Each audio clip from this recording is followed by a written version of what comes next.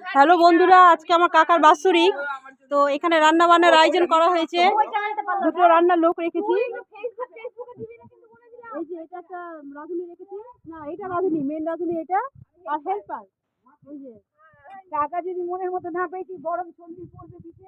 রান্না রান্না যদি ঠিকঠাক না হয়েছে কোনো টাকা দেওয়া যাবে না কিন্তু।